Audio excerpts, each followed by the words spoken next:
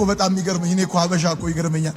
ታማ ሐኪም ቤት ስትሄድ ቡታንታናው ሱሪ ቆበቶ ፍታ ሱሪና አውልቅ ስትባል በየሰፈሩ መኳንንት መሳፍንት ነኝ ስትል የነበር ከተከላላ ሐኪም ቤት ሄደ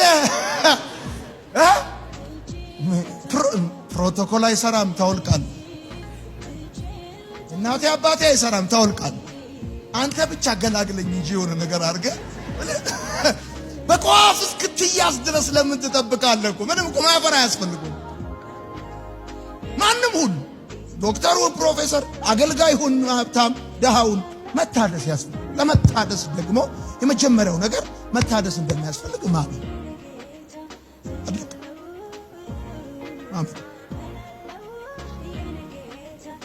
ከኔ ጋር ናችሁ አላችሁ? ንስር 40 ቀን መሬት ለመሬት ሄዶ እንደገና ክንፉን ያሳድግና ጥፍሩን አሳድጎ ሁሉ ነገሩን አሳድጎ ቀጣይ 40 ዓመት እንደገና ይላል። ቀጣይ 40 ዓመት ይበራል። ቀጣይ 40 ዓመት ይገዛል። ቀጣይ 40 ዓመት ያሸንፋል። እኔ ባርካችኋለሁ። የሚቀጥለው ዘመናችሁ የሽንፈት አይሆን። የባለፈው የህይወት መንገዳችሁ በምንም መልኩ ተበላሽቶ ሊሆን ይችላል። እግዚአብሔር ግን ታሪካችሁን ያድሰዋል። ወይኔ በተዋረዳችሁበት ሰፈር እግዚአብሔር ያከብራችኋል።